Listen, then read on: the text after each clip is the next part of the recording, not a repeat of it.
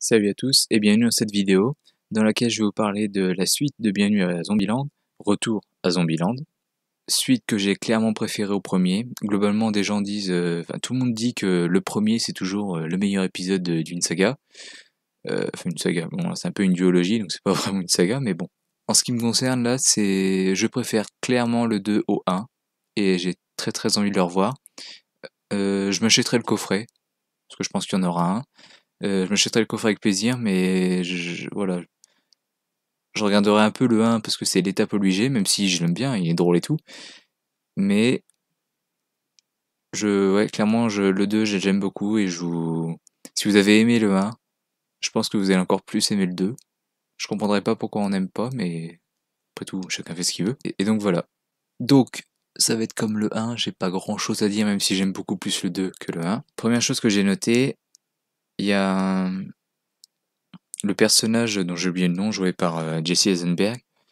Je sais qu'il y a une fille qui s'appelle Little Rock. Mais alors les autres, j'ai complètement oublié leur nom. Mais celui qui a fait Lex Luthor, là, Jesse Eisenberg, il dit à un moment, ouais, j'ai vécu dans un monde sans YouTube. Ouais. Alors le premier date de 2009. Donc, et YouTube a été créé en 2005. Donc de 2005 à 2009, je pense que YouTube avait pas eu encore cette ampleur dans le monde qu'il a aujourd'hui. Le fait que tout le monde soit dessus, que tout le monde regarde des vidéos, ou... Enfin voilà. Je pense pas qu'il y avait déjà eu cet impact qu'il a aujourd'hui en 4 ans, donc je trouve que c'est un peu une incohérence en fait. On voit que notre monde a évolué, du coup ils se sont dit, bah du coup on va faire une petite critique, ouais, on a fait un monde sans YouTube. Ouais, enfin, si vous remettez les choses dans leur contexte, dans le film, dans l'univers du film, YouTube n'a duré que 4 ans, donc je pense que tout le monde s'en fout un peu en fait. C'est comme si moi je faisais un film là, je disais, j'ai vécu 10 ans sans TikTok. Ouais, on s'en fout quoi. Donc voilà. Ensuite, c'est pas une incohérence quand on voit le ton du film. Tu te dis, bon, ta gueule, c'est le film, c'est le ton du film, on s'en fout. Mais il y a des trophées de zigouillage de zombies dans le film. Et c'est vrai que tu te dis, les gens méritent totalement leur trophée. Il me semble pas que j'invente, mais il me semble bien qu'il y a un mec qui décroche la tour de piste pour tuer des zombies. Donc du coup, il a eu son trophée en Italie, enfin voilà. Et donc c'est bien beau, hein, ça nous montre des belles scènes bien drôles et tout. Mais comment ils savent? Comment ils savent que un tel en Italie a fait ceci, un tel en Angleterre a fait cela? Enfin, comment ils sont au courant de ça? Comment ils peuvent savoir, non, t'as pas le trophée parce que un tel a fait ça? Voilà, je pense que je chipote à mort, mais je voulais quand même le relever parce que je trouve pas d'explication. Donc si vous en avez une, donnez-la moi. Mais je pense que c'est une incohérence, mais c'est vrai que quand tu vois le ton du film, tu t'en fous un peu.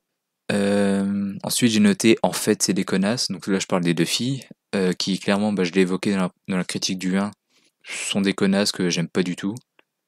On voit qu'elles sont toujours pareilles, qu'elles n'ont pas évolué, que limite tu te demandes si elles les aiment vraiment en fait. Si le monde arriverait, par exemple, si le monde parvenait à retrouver un bon équilibre, à effacer tous les zombies, tu te demandes en fait si elles continueraient à leur parler presque. Ou si elles abandonneraient pas en mode bon bah nous on fait notre vie, salut, c'était sympa. Enfin je sais pas. C'est clairement des connasses et je les aime pas du tout. Donc en fait elles nous font comme dans le 1 quoi, euh, elles se cassent et puis elles reviennent, puis elles se cassent, enfin voilà. C'est chiant. Bonne continuité, ça je l'ai pas noté mais j'y pense.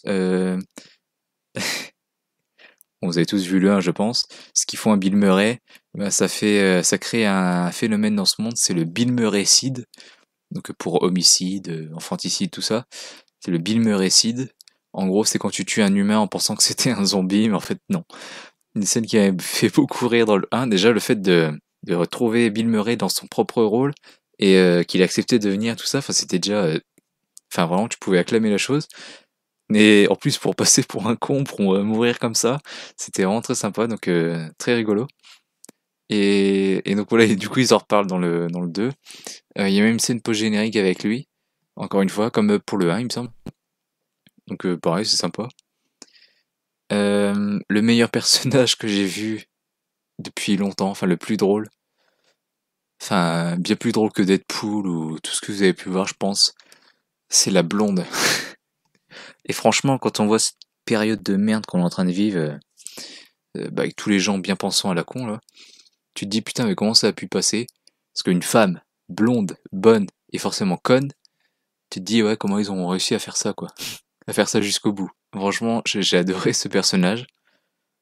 Un- je suis un peu attristé qu'elle disparaisse un petit peu dans le film, mais qu'elle revienne au bout d'un moment. J'étais un peu triste, mais bon, voilà, au moins elle revient, donc c'est déjà ça.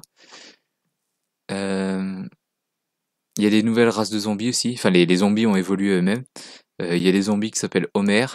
Je vous laisse deviner, enfin, je vous laisse voir pourquoi, mais le Homer et son papillon, là, c'était génial. C'est en pleine scène d'action, c'est vraiment très cool de voir ça. Ensuite, moi, encore un truc qui va m'énerver, Emma Stone. Cette connasse se barre, et puis elle est surprise que Jesse Eisenberg ait un peu refait sa vie. En fait, elle se bat, puis hop, on voit un mois plus tard. Et cette connasse est surprise qu'il l'ait oublié, enfin qu'il s'efforce de l'oublier, et de refaire sa vie, enfin qu'il puisse en aimer une autre. Mais j'ai envie de dire, connasse, déjà comporte-toi mieux avec lui, te barre pas tous les 4 matins, et ouais, sois plus agréable, quoi. Enfin, tu le mérites amplement, je suis désolé, quoi. Donc, et limite, en fait, le faire passer pour un méchant, le connard qui remplace sa meuf 2 jours après, bah, je suis désolé, moi je suis de son côté, quoi. Tu vois le genre de connasse que c'est, bah déjà je le comprends. Et puis en soi, tu vois que c'est aussi un peu pour la rendre jalouse que puis c'est pas sérieux quoi ce qu'il vit avec elle. C'est avec la blonde. C'est juste comme ça pour faire une partie de jambes en l'air, enfin voilà quoi. C'est rien de sérieux donc en soi pas besoin de s'énerver comme ça. Enfin bon, bref. Enfin, j'ai vu qu'il y en a qui disaient que le fait qu'il y ait une nouvelle race de zombies, c'était un peu con parce que ça crée une incohérence ou un truc pas exploité en fait. Parce qu'il y a des zombies ninja. Et en fait, le truc, c'est qu'on les voit pas, qu'ils te surprennent, en fait, dans les attaques. Et, et je trouve que ils disent du coup donc on nous présente ça au début et en fait, bon, on n'en voit pas quoi. Alors d'une, j'ai vu dans un commentaire que quelqu'un avait dit si on en voit un ninja, il est sous le bus et puis il mord la blonde. Donc oui, si tu veux. Et enfin, j'ai vu un autre commentaire qui disait oui, mais justement, c'est si on les voit pas, c'est que justement, ce sont des zombies ninja. Donc c'est un peu un commentaire à la con, fait exprès pour excuser le truc, mais je trouve que ça passe aussi. Donc personnellement, je m'en fous un peu que ce soit pas exploité comme ça. On voit le Homer, c'est le plus important. Et je comprends la frustration de pas en voir plus, mais voilà, c'est pas très important non plus. L'utilisation des titres, encore une fois, qui revient comme dans le 1, bien utilisé, très tape à l'œil. C'est encore une fois, c'est un peu comme dans le 1, quoi. Il n'y a pas de surprise à ce niveau-là. Bien qu'ils ils vont un petit peu dans la surenchère, c'est pas un défaut, mais ils y vont vraiment à fond dans une certaine scène où ils rencontrent des jumeaux. J'avais du mal à comprendre que c'était des jumeaux un petit peu, les personnes qu'ils rencontrent, mais quand tu t'en rends compte, tu dis putain, ouais, c'est vraiment drôle.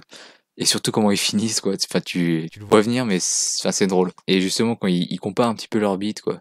Comme ils sont un peu les mêmes personnes, ils comparent leur beat en mode ah bah moi je fais un petit peu mieux que toi quand même. Ah bah non, c'est moi qui fais un petit peu mieux que toi. Enfin voilà.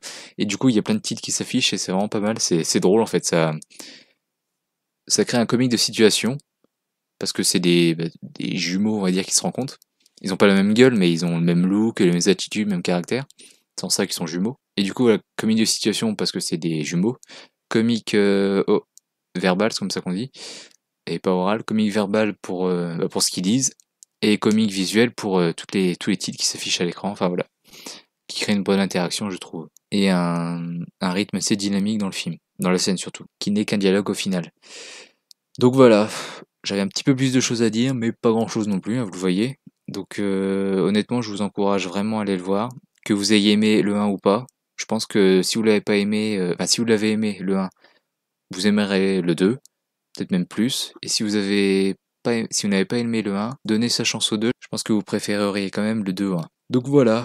Donc bah dites-moi ce que vous en pensez dans les commentaires, surtout si vous n'êtes pas d'accord. Et moi je vous dis à bientôt pour une prochaine critique sur Critizen Can. Salut à tous.